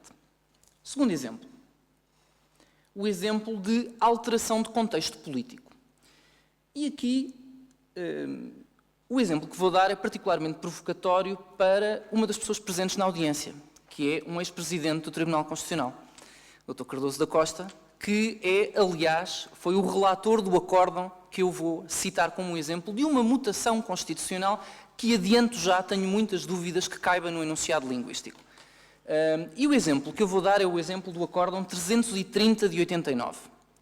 O acórdão que legitimou as taxas moderadoras no Serviço Nacional de Saúde, quando a Constituição, naquela altura em que o acórdão saiu, ainda dizia que o acesso à saúde era gratuito. Não era tendencialmente gratuito como é hoje, mas gratuito. Este exemplo é um exemplo em que houve uma alteração de contexto político. Nós tivemos em 84 o acórdão 39 de 84, de que foi relator o professor Vital Moreira, e neste acórdão era professado inclusivamente o princípio da proibição de retrocesso social, a propósito do Serviço Nacional de Saúde, embora fosse uma questão mais institucional do que uma questão de direitos. O acórdão seguinte sobre o direito à saúde é o acórdão 330 de 89. E passamos do 8, da Constituição dirigista, ao 80, da Constituição que faz caber no conceito de gratuitidade o pagamento de importâncias. E é um pagamento, o conceito que foi utilizado na altura foi o conceito normativo de gratuitidade. Em jeito de confissão, tenho muitas dúvidas que aqui caiba, percebo o contexto político, percebo a motivação. Aliás, poucos meses depois foi aprovada uma revisão constitucional em que se altera o conceito de gratuito para tendencialmente gratuito. Terceiro e último exemplo de mutações constitucionais que eventualmente cabem no enunciado normativo. São estas aquelas que derivam de uma alteração do contexto social. E devo dizer que o exemplo que eu estava preparado para trazer hoje até era, e é um exemplo em relação ao qual o Dr. Cardoso da Costa também nos poderá dar alguns contributos, porque esteve presente pelo menos em 3 das decisões aqui em questão, que é o problema da interrupção voluntária de gravidez, que viu 5 acórdãos até hoje do Tribunal Constitucional e em que, se não resulta da jurisprudência constitucional uma alteração, resulta do contexto social uma alteração quanto ao que acaba ou não por ser permitido. Vejam que no primeiro acórdão, o acórdão 25 de 84, no qual o Dr. Cardoso da Costa, aliás, é autor de um voto vencido, o Tribunal Constitucional autorizou o aborto por causas eugénicas, criminológicas e... não me lembro de malformação do feto, precisamente. Terapêuticas. Eugénicas, criminológicas e terapêuticas. E acabámos por ter, em 2010, um regime completamente diferente, regime este que se caracteriza pela liberdade de realizar o aborto, desde que seja feito até as primeiras 10 semanas de gravidez. Mas dizia-vos, este era o exemplo que eu trazia, mas devido à controvérsia que se instalou hoje de manhã, permitam-me que traga um outro exemplo, ainda mais polémico, diria eu, do que o exemplo da interrupção voluntária de gravidez, e para estabelecer o paralelo com o exemplo que o Ministro Gilmar aqui nos deu da união homoafetiva, que é o exemplo, precisamente, do casamento entre pessoas do mesmo sexo. E aqui permitam-me fazer mais uma bifurcação e fazer a comparação entre uma alteração que deriva do contexto social, mas que é acompanhada pela opinião pública, e uma alteração que deriva do contexto social, mas que não é acompanhada pela opinião pública. E o primeiro exemplo é o exemplo da jurisprudência constitucional espanhola sobre casamento entre pessoas do mesmo sexo. Os dados em Espanha demonstram que há um apoio popular massivo ao casamento entre pessoas do mesmo sexo. Portanto, a jurisprudência do Tribunal Constitucional foi no mesmo sentido. Qual é a relevância deste fator, do fator do apoio popular? É uma espécie de proxy, de compensação da eventual falta de legitimidade democrática que o Tribunal possa ter nesta matéria. Segundo exemplo, o exemplo de uma mutação derivada do contexto social, mas que não tem um apoio social, pelo menos da mesma dimensão que o caso espanhol. É o caso português. No caso português, o Tribunal concluiu em 2 acórdãos, em primeiro lugar, que a Constituição não impõe o casamento entre pessoas do mesmo sexo, e num segundo acórdão, que a Constituição permite, não proíbe, o casamento entre pessoas do mesmo sexo. Acontece que este acórdão não foi acompanhado da mesma vaga que ocorreu em Espanha. E, portanto, o problema da legitimidade democrática eventualmente coloca-se com maior acuidade aqui no caso português. Devo dizer, em todo o caso, que não me parece que o problema efetivamente se coloque. E parece-me que o enunciado linguístico do artigo 36, o artigo que prevê o direito à família e prevê o casamento, é um enunciado linguístico que já prevê a possibilidade de aí se incluir o casamento entre pessoas do mesmo sexo. Possibilidade essa que o artigo 13, número 2, depois de lhe ter sido acrescentado a proibição de discriminação em função da orientação sexual, pode eventualmente reforçar. Quais é que seriam as únicas formas de chegar a uma conclusão contrária? Por um lado, entender que o conceito de casamento é uma garantia institucional e que tem um sentido e um conteúdo pré-constitucional. Eu devo dizer que, na linha, aliás, do professor Pereira Coutinho, entendo que as garantias institucionais, um conceito esse schmittiano, não tem lugar no direito constitucional de hoje. E, portanto, afasto esse argumento por essa razão. Outro argumento seria, como o professor Jorge Miranda entendeu, configurar o direito internacional, quer seja na Declaração Universal dos Direitos do Homem, quer seja no Pacto Internacional dos Direitos Civis e Políticos, como sendo contrário ao casamento entre pessoas do mesmo sexo. Tenho as maiores dúvidas.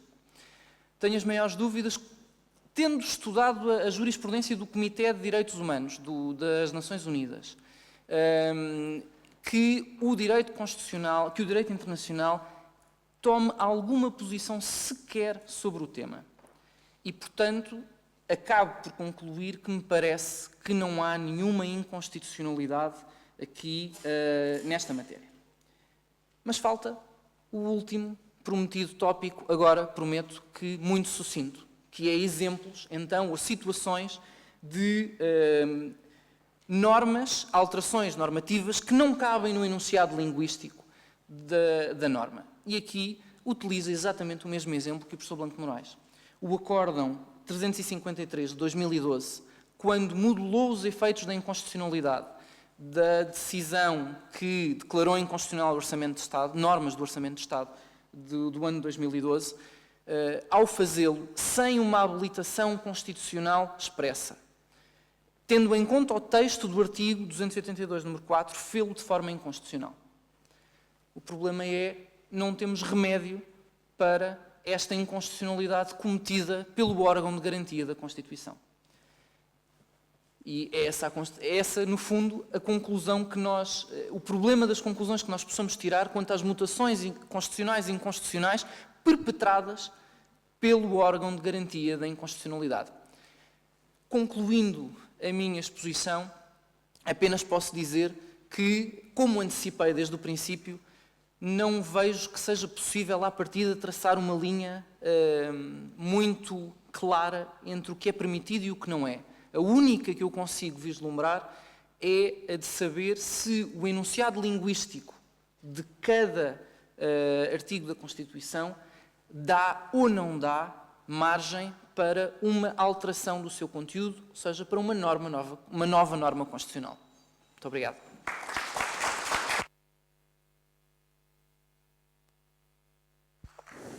Nós aqui agradecemos, mestre Tiago Fidalgo de Freitas, pela sua percussiente manifestação aqui no dia de hoje. Na qualidade de presidente da sessão, rigorosamente eu não deveria tecer considerações sobre o tema, porque o papel tradicional de um presidente de qualquer painel é o de apenas organizar os trabalhos e distribuir a palavra. Mas, tendo em vista o painel da parte da manhã, eu diria que se operou uma verdadeira mutação constitucional aqui, porque o nosso presidente, querido emérito professor Jorge Miranda, usou, enfim, largamente da possibilidade de se manifestar até sobre temas bastante polêmicos, né? Então, me valendo dessa mutação ocorrida na parte da manhã, vou tentar traçar um quadro mais geral dentro desse tema posto, que é o da quando cessa a interpretação e desponta a mutação constitucional. O painel foi premiado por, enfim, exemplos da prática do direito brasileiro, mesmo de outros países, como a Turquia e Portugal. E eu queria escapar um pouco disso, embora seja inevitável em tema de mutação, nós caímos na casuística. E dizendo o seguinte, quer dizer, eu acho que todos os nossos painéis, nós assistiremos ao mesmo fenômeno. Cada interveniente acabará revisitando o tema nas suas bases, porque, enfim, para cada um há um conceito de mutação e mesmo de interpretação constitucional. Daí a necessidade de estabelecermos premissas de raciocínio para poder abordar esse assunto, como já foi aqui colocado pelo professor Carducci. Da minha parte, entendo o seguinte, é importante prestar atenção num ponto. Seria mutação constitucional um instituto ou um fenômeno jurídico? Eu acho que essa é uma questão importante na abordagem do assunto. Se nós estamos diante de um instituto, esse instituto é regulado pela própria Constituição e terá uma abordagem bastante simplificada a partir dessa ótica. E me quer parecer que, enxergando a mutação como um instituto, nós aproximaríamos, talvez excessivamente, né? Não diria excessivamente, mas aproximaríamos muito o instituto da ideia própria de interpretação constitucional. Em outras palavras, seria quase que haveria similitude entre as duas questões. De fato, é inequívoco que a Constituição muda na medida em que os anos passam e ela vai sendo interpretada não apenas pela jurisprudência, não apenas pelos tribunais, mas também pelos demais poderes de representação política, né? Não é apenas a jurisprudência que faz isso, mas a jurisprudência constitucional, através das cortes constitucionais, dá a última palavra, daí a sua relevância.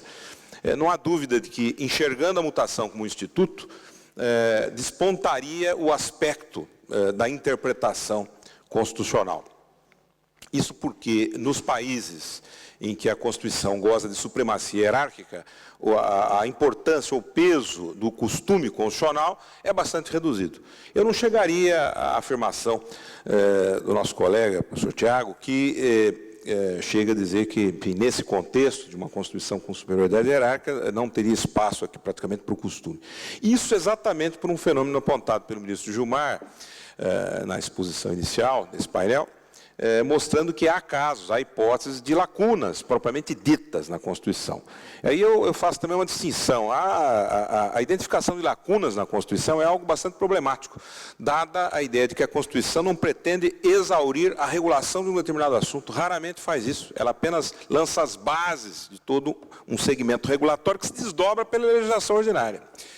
Então, mas há algumas matérias tipicamente constitucionais que são tratadas pela Constituição, e eu aqui posso lembrar o caso mencionado, a composição do 5º Constitucional, a representação do Ministério Público Trabalhista, que, enfim, não foi prevista a situação em que essa lista deve conter 3 nomes afinal, mas não há candidatos. Aliás, a lista sexta não contém os 6 nomes necessários, e, portanto, é preciso dar uma solução para isso. Ou se vai aceitar que venham menos nomes, ou então quem não preenche o requisito fará parte da lista. De qualquer forma, estaremos numa situação da necessidade de criar uma regra para esse assunto, porque não é possível não ter regra sobre isso.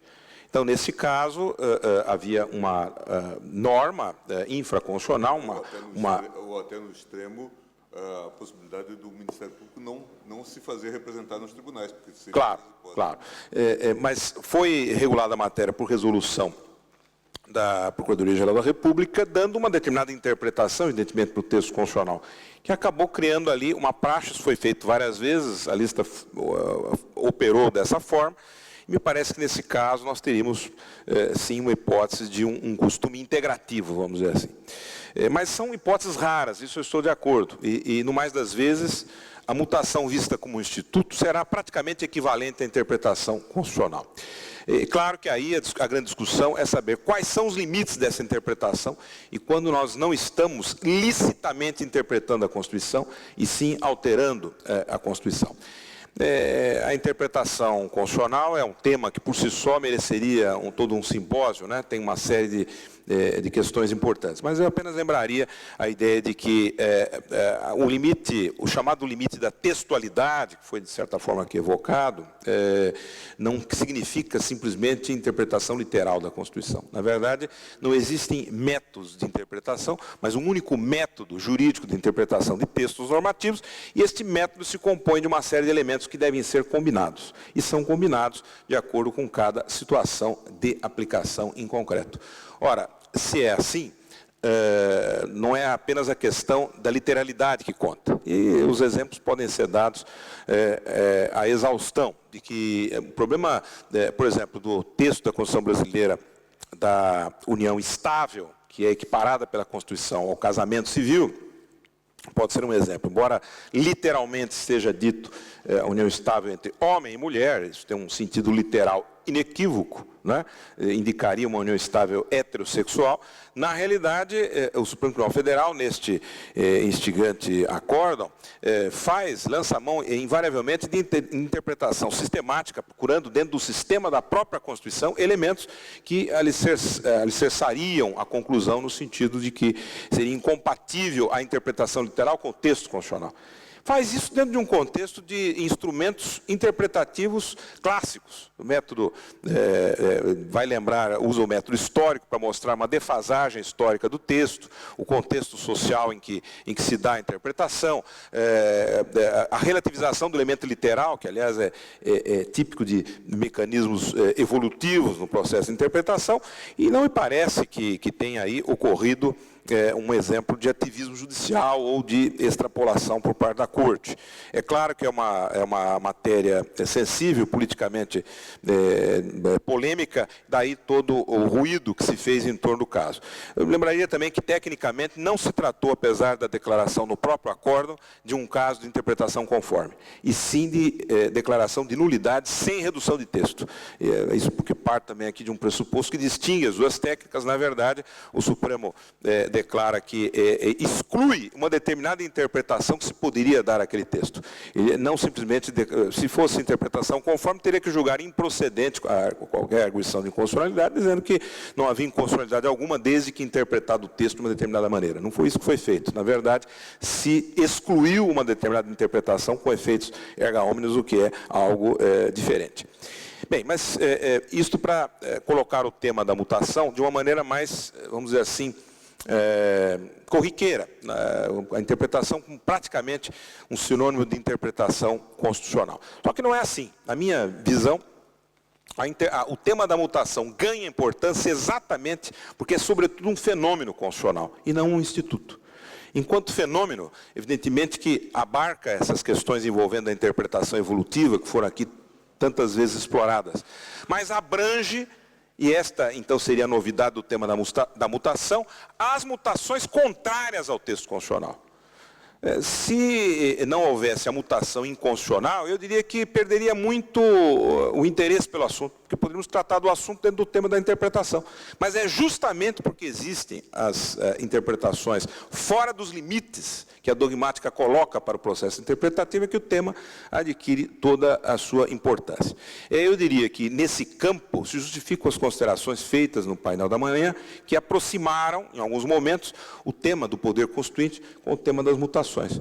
Por que seria isto? Porque o direito constitucional, particularmente, ao contrário das demais disciplinas dogmáticas, ele tem uma peculiaridade, não é? Ele trabalha no limite entre o fato e a norma, entre o fato e a norma, mais do que outros segmentos da dogmática. Quer dizer, na realidade, há um momento factual, puramente factual, do qual nasce o direito. E isso é assistido pelo direito constitucional, coisa que não ocorre com os demais ramos do direito. Então, nesse momento, se puder falar aqui em uma equiparação entre determinadas mutações a um processo constituinte, porque há uma ruptura da Constituição tal qual ocorre com processos revolucionários, em que há uma convocação de uma Assembleia Constituinte, ou mesmo a edição de uma emenda constitucional que rompe com o modelo anterior, como aconteceu no processo constituinte brasileiro, e assim por diante. Nesse momento, eu acho que a questão a ser colocada para o constitucionalista é a mesma questão que envolve a natureza do poder constituinte e os seus limites e como lidar com esse fenômeno. Já que estamos diante do plano da factualidade, como lidar com esse fenômeno, como tratá-lo do ponto de vista do direito constitucional. E aqui, quer me parecer que a única maneira de enfrentar esse assunto é de fazer um balanço entre os aspectos negativos das mutações inconstitucionais e os seus aspectos positivos. Dir-se-ia, mas há aspectos positivos? Com certeza há, e os exemplos são abundantes nesse sentido. De rupturas com a ordem constitucional, que significaram um aperfeiçoamento, quer do ponto de vista ético, quer do ponto de vista mesmo da observância da vontade popular, e assim por diante. Em outras palavras, quer me parecer que o compromisso do direito constitucional é, sobretudo, com a democracia. E dentro do compromisso com a democracia, a pergunta é, esta mutação que rompe com o texto favorece ou desfavorece o processo democrático? Essa, na verdade, deve ser a pergunta, olhando o processo democrático como um conjunto que coloca questões éticas, relativas a direitos fundamentais, invariavelmente, e coloca questões de natureza sociológica a respeito da vontade da maioria e do que pensa a sociedade sobre um determinado assunto. Não é uma questão que possa ser resolvida do ponto de vista quantitativo. Mesmo que houvesse aqui, então, para se fazer alguma... vamos dizer, dentro de um processo revolucionário, se resolvesse em algum momento convocar uma Assembleia, sempre há a separação entre a representação real e aquela que seria a ideal do ponto de vista da prevalência de um determinado ponto de vista na sociedade. A representação política, em outras palavras, nunca é perfeita em captar a vontade popular. Logo, o problema quantitativo de colher votos também não resolve o nosso problema. Então, é uma questão em aberto, nesse sentido, as manifestações que foram postas aqui anteriormente. Mas não é tão aberta assim, é isso que eu diria. Existe, a meu ver, o que o direito mostra é que há sempre um custo elevado em romper com o processo normativo. Ainda que algumas vezes nos pareça tentador, olha, para resolver essa questão, vamos ignorar o que diz o texto, vamos passar por cima da interpretação como ela deveria ser posta, dos limites ao processo hermenêutico, e vamos procurar ali acertar a situação fática, dar uma solução qualquer que pareça uma solução interessante do ponto de vista da justiça ou do custo social, etc. Há um custo institucional difícil de ser avaliado, mas certamente há. Toda vez que se rompe a Constituição, ainda que para fazer justiça, há um custo. Há um custo bastante grande em se fazer isso. Então, eu diria que o nosso papel é procurar usar a nossa a nossa criatividade, usar o domínio da tecnologia, da técnica do direito, para sempre que possível encontrar soluções à luz do que seria uma interpretação admissível do texto constitucional para resolver situações concretas. Eu vou mencionar, por exemplo, algumas questões trazidas pelo meu colega, o professor Roger, na parte da manhã, dizendo respeito aí a questões praticamente de limites ou de regras do processo de elaboração legislativa. Então, nós estamos diante do domínio das restrições formais, né, que se coloca ao legislador, invariavelmente o legislador ordinário, mas também o de revisão constitucional. Nesse plano, muitas e muitas vezes é possível encontrar uma solução, por exemplo, neutralizadora, estabelecendo, olha, a própria prática do Poder Legislativo mostra que a contrariedade a determinadas regras formais não implicam em inconstitucionalidade. Então, eu adoto uma interpretação neutralizadora que não é incompatível com o sistema, a partir da própria prática interna corpus do Poder Legislativo, e encontra uma solução compatível com o contexto constitucional. Em outras situações em que isso não tenha sido praticado ainda a exaustão, talvez seja possível simplesmente declarar a inconstitucionalidade daquela medida e exigindo do poder de reforma que ele apresente a solução. Aí, técnicas como a modulação pro futuro, isso em Portugal é discutível, no Brasil, do ponto de vista do texto legal, ele é indiscutível, né, porque o texto é expresso nesse sentido, embora haja uma discussão sobre a constitucionalidade da própria legislação ordinária que agasalhou o Instituto, mas não a existência da modulação pro futuro. Ela serve, evidentemente, de solução para várias dessas questões. Quer me parecer que, rigorosamente, à luz de uma teoria democrática, né, não vou ter tempo aqui de tratar desse assunto com a seriedade que mereceria, mas à luz da teoria democrática, nós devemos restringir ao máximo as mutações inconstitucionais.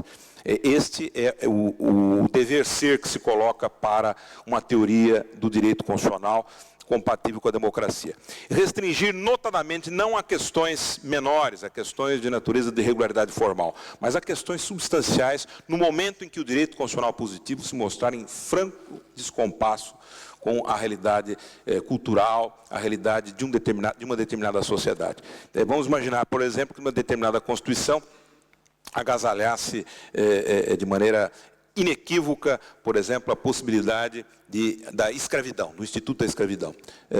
E ainda assim, dentro de um processo constituinte, houvesse uma dificuldade de alteração desse dispositivo.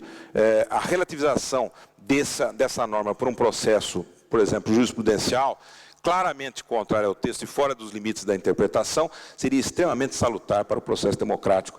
E não há dúvida de que, nesse caso, estaria rompendo com o texto, fazendo uma revolução silenciosa, mas com grande ganho para a democracia. Não é assim para resolver questões que podem perfeitamente ser resolvidas através da revisão constitucional.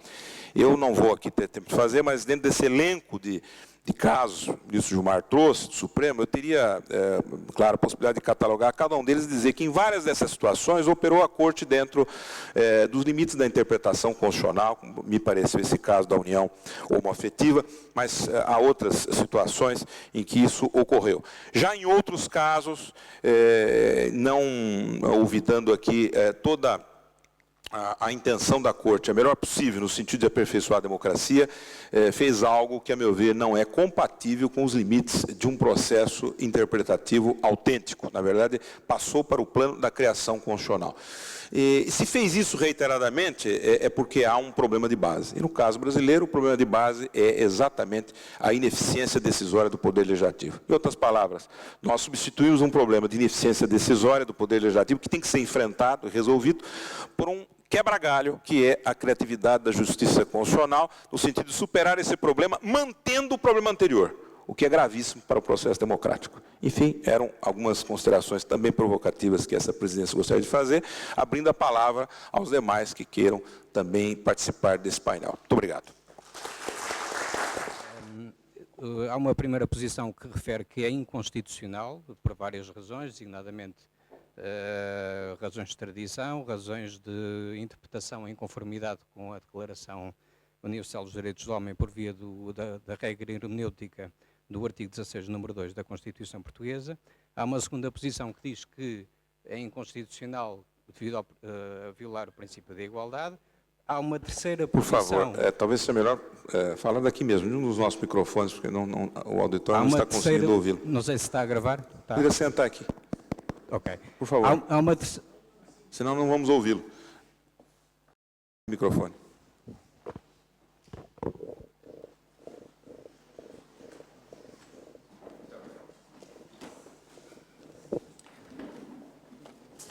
Estava a dizer o seguinte, sintetizando em relação ao casamento entre pessoas do mesmo sexo, que em Portugal foi discutida esta questão em 2 acórdãos, no 359/2009, em fiscalização concreta, e no acórdão 121/2010. Estava a dizer que há 5 posições, que a primeira refere que é inconstitucional, a segunda refere que não... O que é inconstitucional não consagrar, portanto, em virtude, designadamente, da violação do princípio da igualdade. O Tribunal Constitucional tem uma posição, em 2009, que não é exatamente a mesma posição no acórdão 121/2010, e depois há uma quinta posição do professor Melo Alexandrino, que refere que há possibilidade de referendar a questão. Eu considero que, enfim, a minha posição é claramente a primeira. Eu remeto aqui para um artigo que publiquei na Lex Família, que também está disponível no site do ICGP sobre a questão. Mas há aqui uma outra questão sobre o casamento entre pessoas do mesmo sexo que não tem sido suficientemente discutida, e que talvez se coloque também um pouco acima das mutações constitucionais, que é o seguinte, é que a própria Declaração Universal dos Direitos do Homem, no artigo 16, número 1, refere que, a partir da ideia da idade núbil, o homem e a mulher tinham o direito de contrair casamento, não é? E, por isso, tendo a maioria das normas da Declaração Universal valor iuris cogentis, parece-me que também existe aqui um fenómeno, por parte dos Estados que consagram o casamento entre pessoas do mesmo sexo, um fenómeno que, parafraseando uma expressão do professor Fausto Quadros, é um fenómeno de insupraconstitucionalidade. Isto porquê? Porque, admitindo que as Constituições estão abaixo hierarquicamente do ius cogens, haverá aqui um fenómeno de insupraconstitucionalidade. Há vários, o elemento literal aponta nesse sentido, o elemento dos trabalhos preparatórios também aponta nesse sentido, o elemento genético é a única fórmula da Declaração Universal que tem esse problema.